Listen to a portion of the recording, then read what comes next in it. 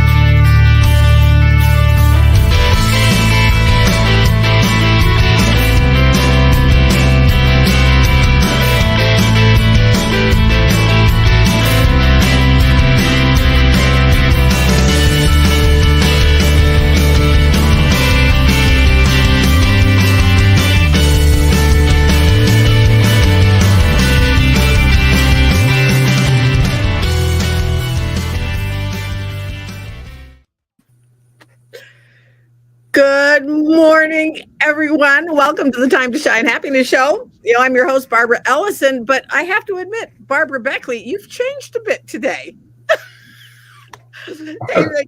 Barb can't be with us this morning, but she is doing the back of the house stuff as always, so I am so grateful. But you know what? Rich is stepping in because he was going to be our guest today, but he's just coming on. And Barb, can we I'm hearing an echo. All right. Okay. So technical difficulties. Anyways, so good morning, Rich. How are you doing? It's been so long. Has it been even 24 hours since I talked to you last? I'm blessed. It's great to be here, and hello to the other Barbara as well, even though she's behind the curtain. Yeah. So, anyways, what we know, Rich, we'll just give you a little rundown. What Barb and I usually do, we just kind of chit chat, and I bring all sorts of fun things about. Like one of my favorite things to do is to talk about the National Day calendar. There are so many things on the National Day calendar. So I mean, and you can, and I'm going to give them a plug because you know what? It's just some fun things, some serious things, some controversial things, and some history things. So that's all things that I like to look at. Anyway, so some of my favorites, of course, was National Peanut Butter Day. Oh yeah. Are you a peanut butter fan? From way back. From way. Yes. To me, it's one of God's miracle foods. I love peanut butter. George Washington Carver. Yes. You know, and in fact, yesterday was one of my grandchildren's birthday. And for the birthday cake, we had Reese. I'm going to give them a plug. Reese's peanut butter ice cream cake. Woo. It was so good. Anyways, but one of my other favorite days is the National Day of Unplugging.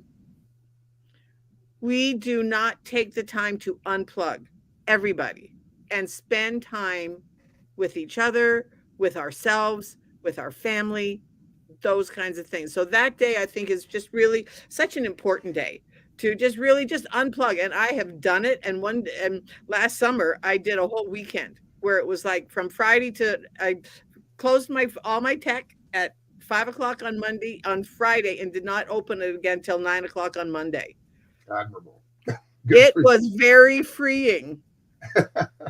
Very freeing. No one, and I just did my own thing. I could read, I would play with just all the things that you just think that you don't have time for. We call that family dinner. Yeah. I mean, and now we've made a rule that no cell phones at the table. Exactly. That's absolutely. Why would we even need a rule like that? But it says worlds. But isn't that sad that we do? No cell phones at the table. But one of my other favorite ones is history ones. So, and I always try to catch Barb in how much history has gone by since whatever the day is. Well, one of my things I've been researching is that we had a submarine before we had a Navy. And it's a fun fact. We had a submarine. So how long? So it just kind of leads to, well, when was the first submarine? The first submarine was in 1775. Oh my. Well, we didn't have a Navy until 1798. Well, yeah.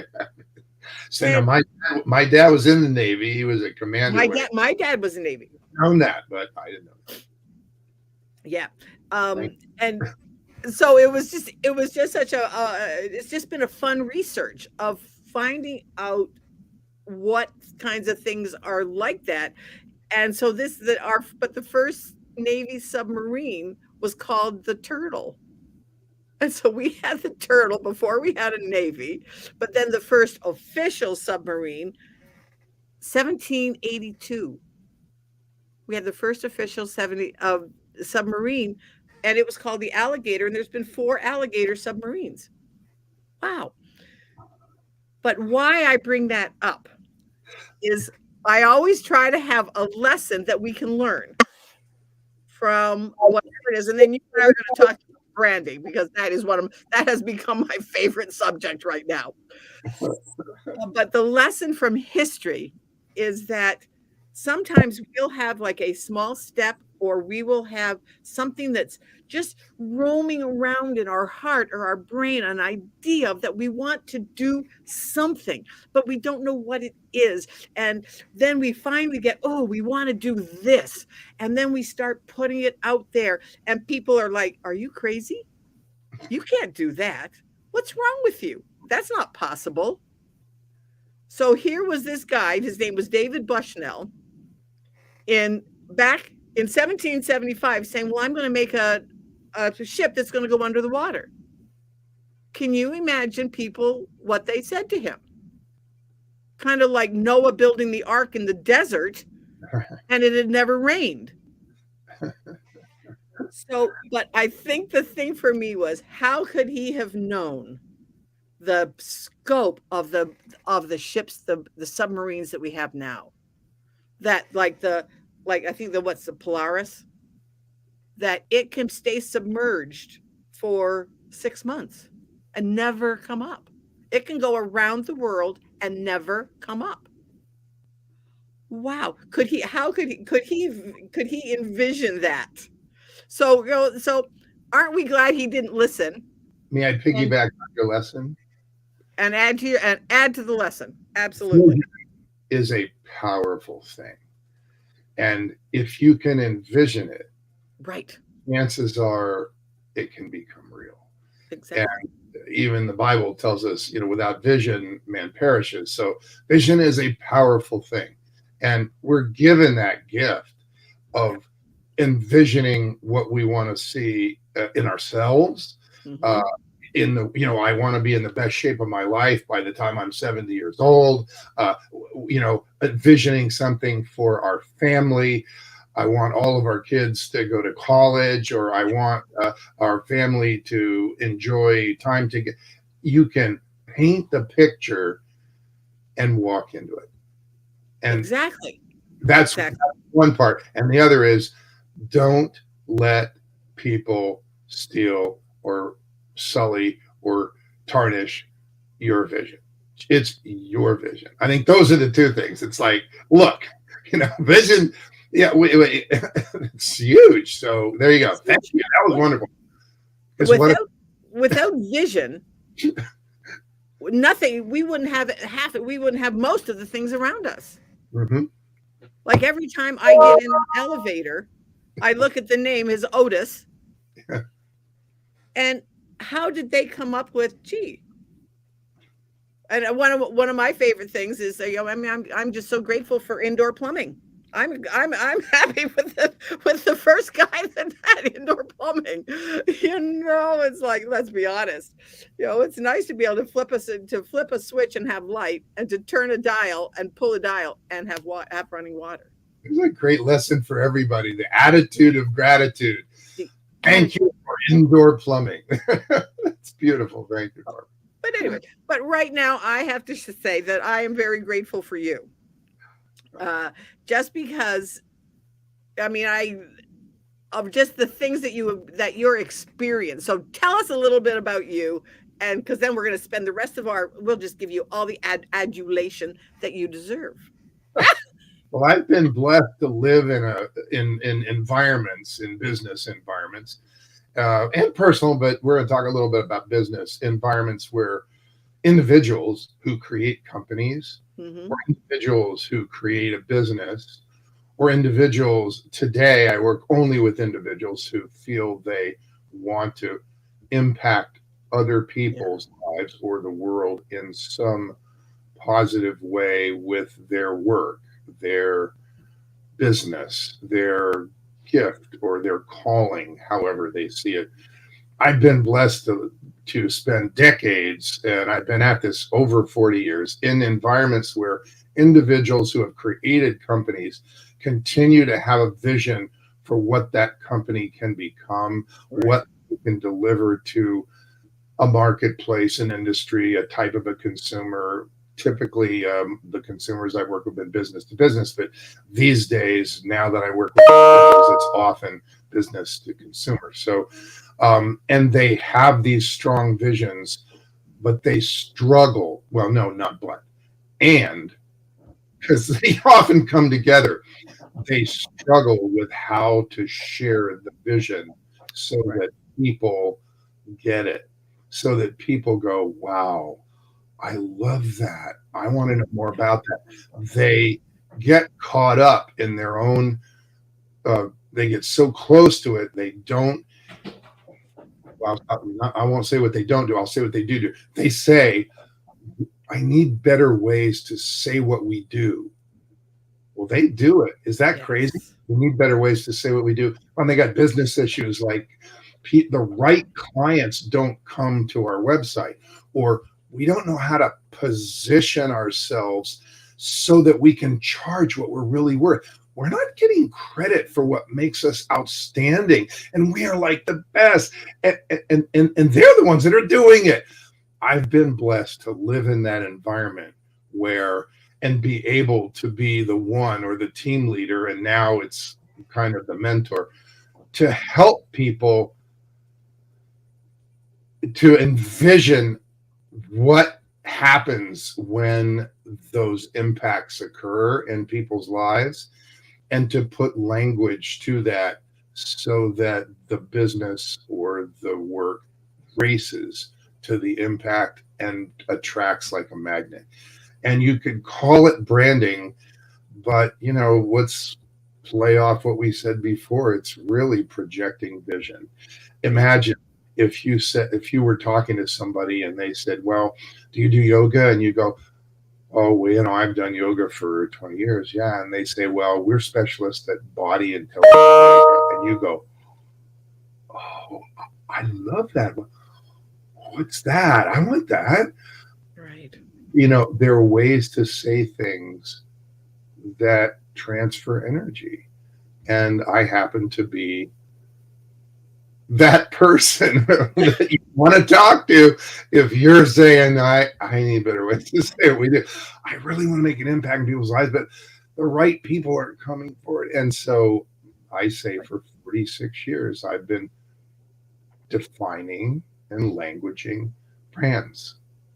For 20 some years, it was big companies. I mean, big. The biggest was $14 billion company. But now I work for the last 7 years, and it'll be a lot more years, Barbara. I do it now for a different reason. I work with individuals who want to make an impact on others in a positive way, and they want to get there, and they deserve to be abundant because they're other directed, they're impact driven. Mm-hmm. I actually voice impact driven branding. I teach it. My book is called Impact Driven Branding: 7 Steps to Ensure Your Brand Impacts People's Lives in the World, and teach it and act as a coach and mentor. So, Rich, I know you and I have talked about this, but what was the catalyst to change? Because let's be honest, like this show is all about, we're on a mission to make happiness the norm rather than the exception. And there are so many people out there who are either stuck in a job that they don't necessarily like, or they feel like there's no other option, or they're in a family business that they can't get out of, that kind of thing. What was it that brought you out of this corporate and had you make the decision? And then what action steps did you take to get you out of where you were to where you are now, that you are fulfilling more of your dream and your vision of helping people? Well, I would love to paint this beautifully smooth and natural transitional picture, but it wasn't really like that. I was doing all-nighters at 50 years old, running a high-tech ad agency as executive VP. I was on global brand teams. We had partners in 21 countries, and I was addicted to my job. I loved it. I was too. I loved it, and I was good at it, but I looked in a mirror and said, I don't think you're going to last very long if you keep this up. So out of faith, I literally changed my prayer. Lord, I'm going to resign this addictive career to reshape my life. Show me what you want me to do. I'm ready. I prayed that every day for about 9 months until the owner of the agency and I, who were dear friends, talked and reached a agreement and set a date. And then I resigned my addictive career and started saying, I don't do branding anymore. What are you doing? I don't do branding. Or, hey, can you help me? But I don't do branding anymore. And started investing in real estate for my own account. Not being a realtor, but buying land, building houses, and I had relatives who did that, and we got this business going, and did other things. Did some residual income stuff. Over time, I said, show me what you want me to do. I'm ready. And so I was in show me mode with God, if you will. I was in show me mode. And so within a few months from the time I resigned, we had a fire at our house. And my wife and I were gone. By the way, I'm blessed. I've been married 46 years and 51 Valentine's days. And so we were at year, whatever it was, 39. And we had a fire at our house. We were out of town. I had left my job, so we were in Florida, and our two sons were here, 19 and 21. And the wiring, aluminum wiring, is that 1962 house, heated up in the garage and started a fire. And aluminum wiring is somewhat renowned for that in homes. It wasn't a good move. And our garage literally just melted down. I mean, it was like intensely hot in there. It looked like a missile had hit the place. But it didn't get into the house, so the house was fairly protected. But it's kind of shifted everything. So contractors would come to do things, and I would think they were there to talk about flooring, and then they would start talking about their church. And I'm in show me mode, and I would be thinking, maybe this isn't about flooring. Somebody gets involved and calls me and says, I want you to be involved with me to help me guide my brand. And I said, I'll do this for a gift for you. Okay, great. So he brings people over my house, and some lady says, you have fairies in your trees. And I'm like, how do you know? Because I saw them. Note to self. Some people see fairies. The guy I'm working with can look at people and read their auras and make a picture of where there's discontinuity in their energy fields. And I'm like, I'm supposed to listen. Am I supposed to know? I'm in show me mode. So all these things are happening, and I'm just listening, watching, saying, okay, Lord, if I'm supposed, okay. It's a pretty healthy place to be. So over time, people started asking me, because I, like you, I'm a consummate networker, and I love to give to people, and I love to give back. And so I'm in the community in lots of different ways. And individuals who are in my network start to ask me. It was bang, bang, bang, month 1, month 2, month 3. Hey, can you help me with my brand? Well, I don't do that anymore. That's not true. You do it all the time. You just don't charge for it. Okay. I love that line, Rich. Because we tend to do the things that we love to do, and we just don't get paid for it. That's a sign. By the way, we were talking about you don't like your job, but whatever you do where you lose track of time, that's one of the ways God tells us what maybe we're supposed to be doing. What we're supposed to be doing. You go and sing, or you play music, or you create art, or it's like, hey, or you write things, or you love to talk to people so that they understand things, or you teach, or little children glom onto your legs all the time and go, it's like, it's an indication. So kind of pay attention. And more, my experience was ask, show me, and keep your eyes open. That was a good take home for any of us. Like, you ask about change point.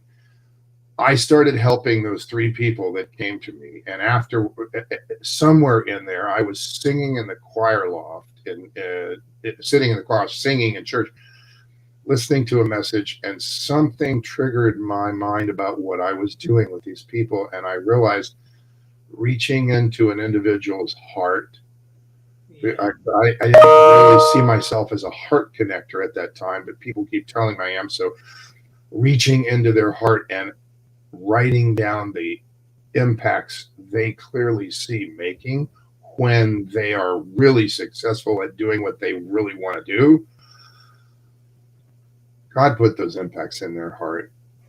I'll say my opinion, but that makes what I do God's work. Because here's how it works.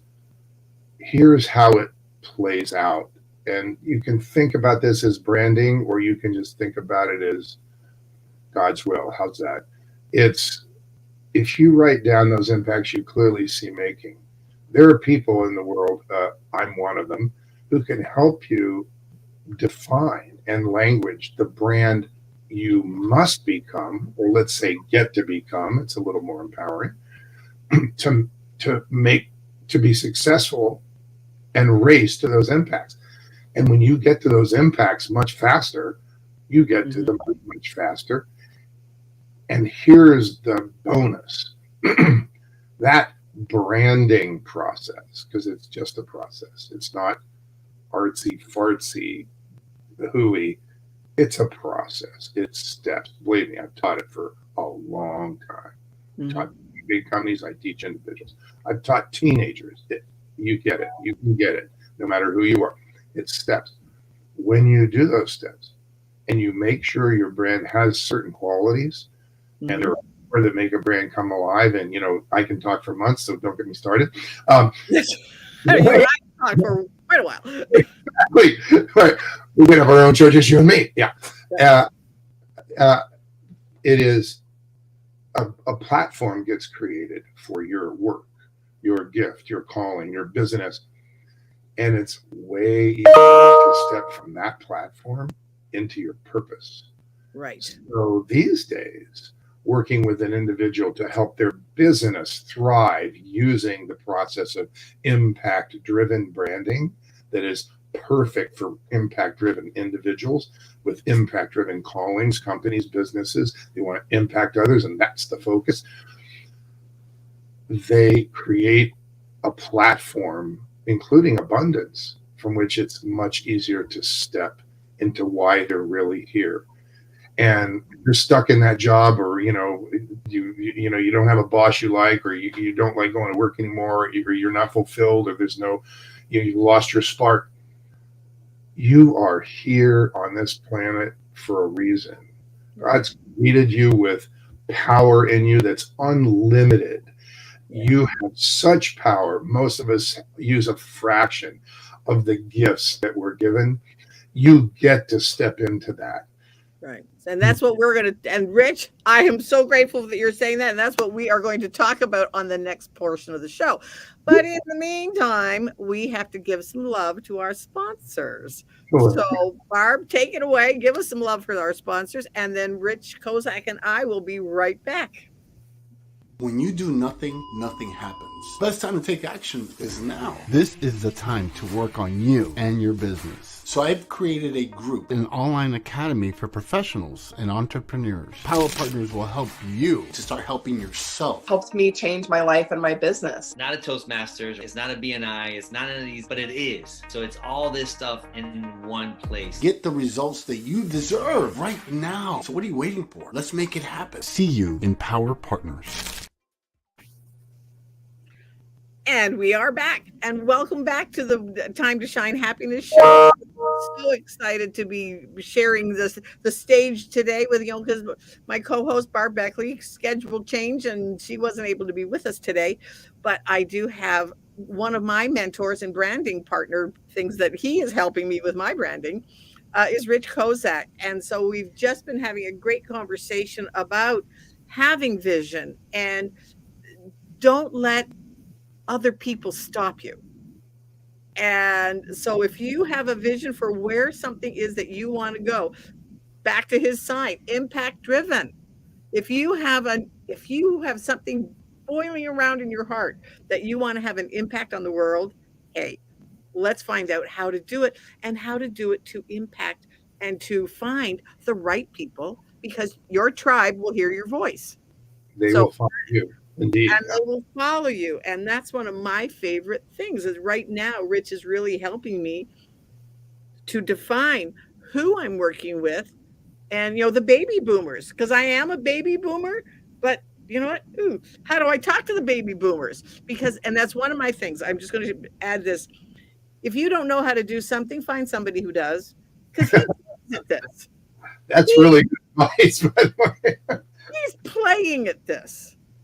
Find a person who plays at something that you either don't know anything about, and I did not, because it will save you. It's a system, just exactly what Rich just said.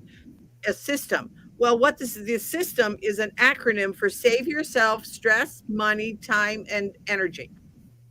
And so what was the M? And money. Save yourself time, energy, and money. That's what a system is. He's got the system. I'm so loving the system. Well, I've been teaching this for decades, and the world I spent almost 20 years in, some of the companies we were presenting to were multi-billion-dollar companies, or the largest operating units. I can think of when I'm in the Southern California area, their headquarters was in Massachusetts, but their largest business unit was right here in Southern California. And we went in and pitched them on branding them and what they do, and getting the language right, and undoing the miscommunication and the misinformation and the misperceptions, because they just get in the way.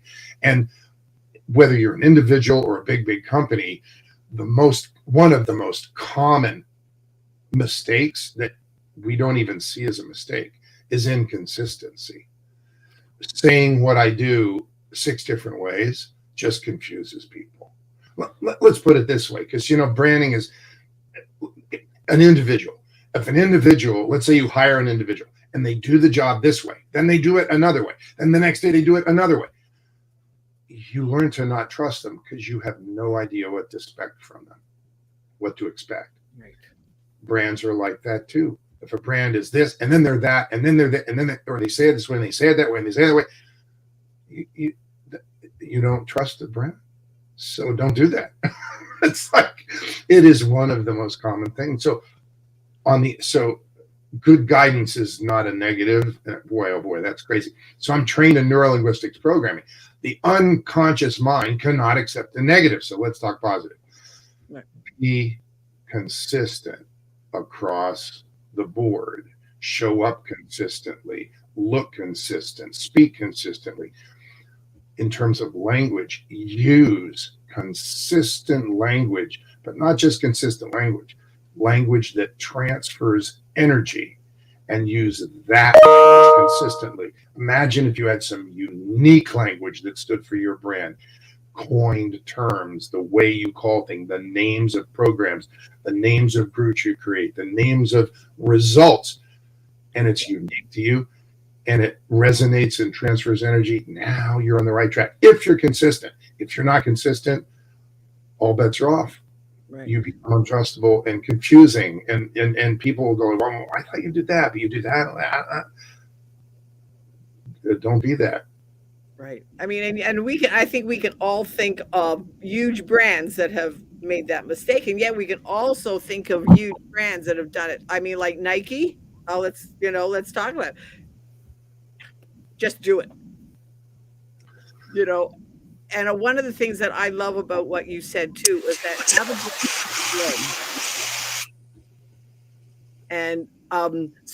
so share with us what that means. Repeat it. There was some kind of interference and I missed it. Okay. When you and I have talked about have a brand that has legs.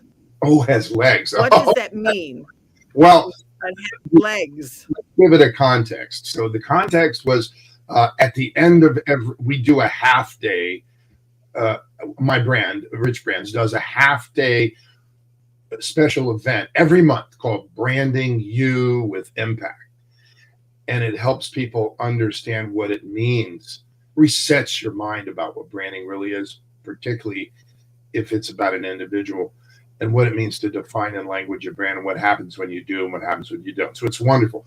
But as a gift, at the end, at the last 20 minutes of that half day, I always teach about logos and taglines and message hierarchy, messaging, because those people struggle with those. And so I do these quick trainings to go down into the trees and go, hey, here's the do's and don'ts.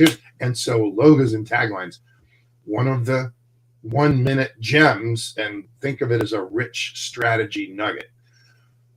Creating a logo which includes the name of your brand. You don't have to have a logo, so just think of the name of a brand. 5 things that make a logo, including a brand name, excellent. Include, and I'll mention just 2. Says what it does and has legs. Yeah. So you just mentioned says what it does is somewhat self-explanatory, but has legs means it has directions to go.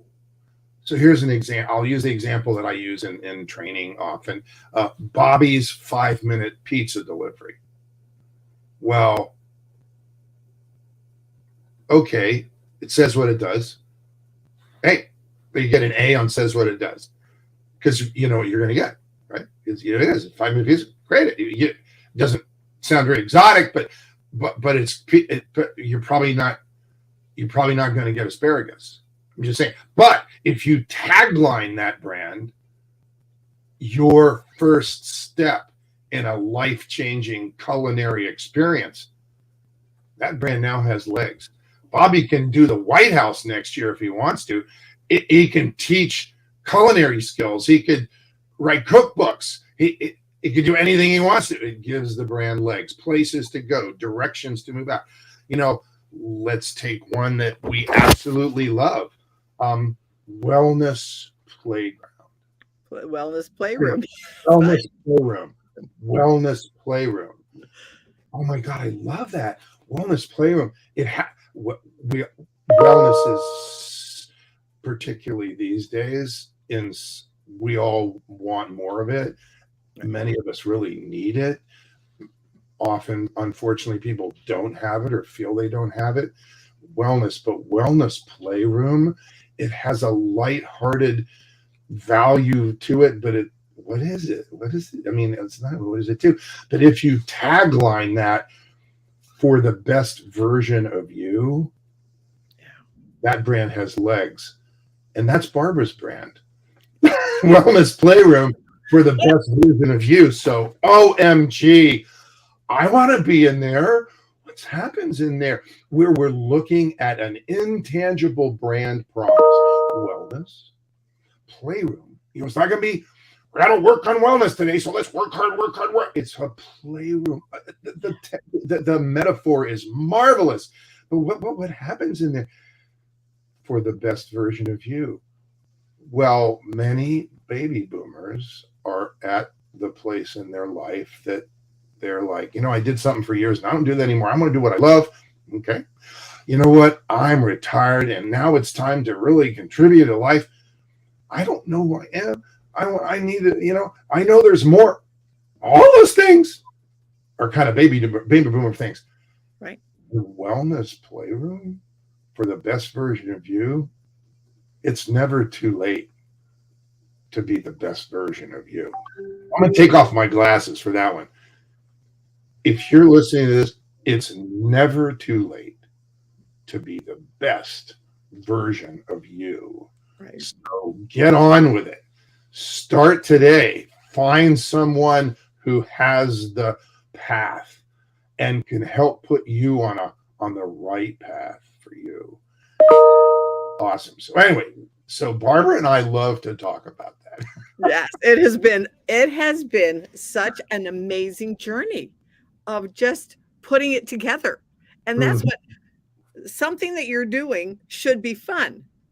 When I first started looking at it, and I'm going to tell you honestly, Rich sent me all these things and I looked at it and I was reading it and I'm like a deer in headlights. Oh dear. And how am I going to do all these things? Well, then we had our first meeting and it was like, oh, this is fun because Rich was doing it with me. It wasn't me trying to figure out, because one of my favorite sayings, and you hear me say this, you've heard me say this before, you don't know what you don't know until someone else tells you something that you don't know. That's where Rich has come in this branding piece for me, is that he's had all this experience. I've brought him kind of the bare bones stuff, and it's like, okay, well, we could expand on this. Ooh, cut out this, add this. Oh, now it's being fun. It's now being fun to get it done. And done does not have to be perfect. And the beautiful thing is that everyone, and if you're listening to this, that means you, everyone is different. Right. Every individual who is behind a business or a calling or a brand or a business or a ministry or whatever it is, or a ministry, everyone is unique. And so creating the, let's call it, umbrella brand that is congruent and stands for who they are perfectly. The spokes of that umbrella are all the things that are they. They're a teacher, they're a coach, they're a mom or dad, they play cello, they love to read, they love to play tennis, they love to ski, they love to watch the grass grow, or whatever. They love to hike, they love to help little children or to read. They love to go to a veterans hospital and bring caring and love to people by listening to them, paying attention, or go to a rest home and talk to people that have had decades of experience and love them and listen to their wisdom. They are whoever they are. And all those spokes go into the umbrella brand, so that and it gets defined to honor all those spokes, so that when they say, well, I do this, people, instead of going like, wait a minute, you do this and you do that. How has it? That doesn't make any sense.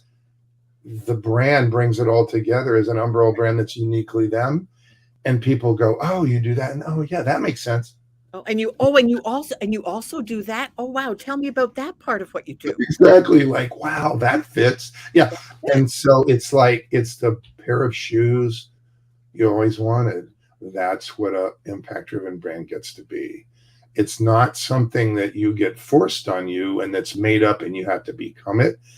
It's something that comes from inside you and gives you access to your own authenticity. Praise God. That's a very, very wellness place to be. Right. And you want that. Exactly. Because that's what I truly believe, that so often people are in that space of being overwhelmed, stressed, just out of their element, because they're not in something that feeds their soul. Like I always say that you have to find the thing that makes your soul sing. And if you're not in something that makes your soul sing, guess what? That leads to stress, overwhelm,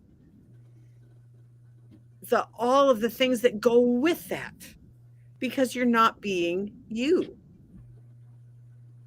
And that's what is so important, of finding the thing. That thing is like in the first half we talked about, like the submarine guy. How did you know? But he just wanted to make a little thing that went under the water. That's all he was thinking about. That was his passion. He wanted to do that. It's like Thomas Edison wanted to build a light bulb. No matter what, that's what he wanted. Did he fail? Yeah, thousands of times. But his attitude was, I have not failed. I have just found 1,000 ways that didn't work, until he found the way that did. And I think that relates also to what we do in life. And so many people are brought up that you go to work, you get a job, then you retire, and then you're done. Yeah, well, that's not necessarily the right order. There's another gift of a message in there, and that is there's no such thing as failure. Failure doesn't define you. When something doesn't work or you didn't do something well, you don't run away from it. I mean, I play violin. If I would have stopped learning violin every time I hit a bad note or shy to pitch, it's like, I quit thousands of times. But there's a moment when you're learning an instrument or when you're practicing your gift and whatever you do, that you hit it right. You play that passage and you go, oh, I did it. Yeah, and it's possible. And those moments drive you. sometimes those are vicarious. You watch someone else being outstanding at executing a virtual event online, and you go, I can do that. Well, you might not get it right the first time, but you build it piece by piece, and next thing you know, you're teaching other people how to run really successful virtual events, or how to define in language their personal brand so that it comes alive and races to its impact, and then allows them to step from that beautiful, abundant platform into their purpose. Praise God. So don't stop, and don't allow others' judgment. Human beings live in judgment. I work with Lisa Nichols, the powerful world trainer from The Secret, who did Motivating the Teen Spirit, teenage emotional wellness programs for about 3.5 years, and then I helped promote programs. And I learned so many things. We were talking to teenagers about what's valuable, and how to, and helping reframe how they saw themselves. And it is so powerful to learn to just, be present and be yourself, and show up and honor other people in the way they are. But people are judgmental. And I remember the phrase in her curriculum, you go to a mall and you look across and you go like, oh, I hate people like that. I mean, people, they snap the human beings do that. Right. I hate people. How would you know what just saw them, oh yeah, I hate people like it. Well, where judgment resides in people. So, however, you can unplug that if you realize that judgment is technically above your pay grade. I love that. Let God be the judge. You just do what you do, and let the judgment up to somebody above your pay grade. Okay. It's a much healthier existence, because all of a sudden, so we watch teenagers in the beginning of the day, like, I don't like that girl, and by the end of the day, they're like hugging each other, going like, oh my God, it's my new best friend. Right. Really? There we. Yeah. You're open to the similarities. We are more the same than we are different.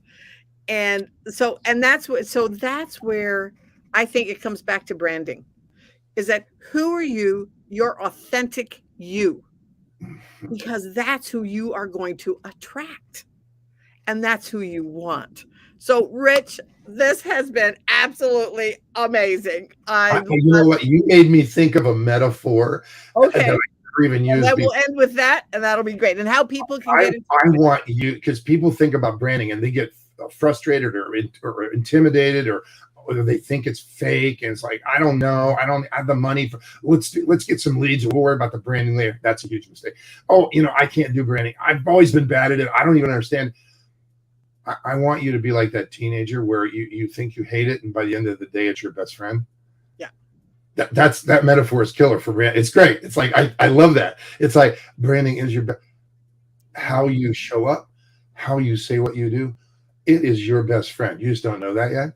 And when you do it, and it feels like the most comfortable pair of shoes you ever had, and you feel so much like you are thriving in your own authenticity, and you're in a very, very healthy pace. And those years of feeling I'm in the wrong place, or life doesn't have any meaning, or, oh my gosh, I'm not, I'm just doing on a hamster, whatever, or wherever, I'm in the wrong relationship, or I'm in the wrong business. It turns, life gets sweeter when your work gets closer to your purpose. So that's what I see for you. I'm loving it. So, Rich, Annie, what's your final word for the day, or final tip, and then we are running out of time. We always run out of time. Barb and I say that all the time. We always run out of time.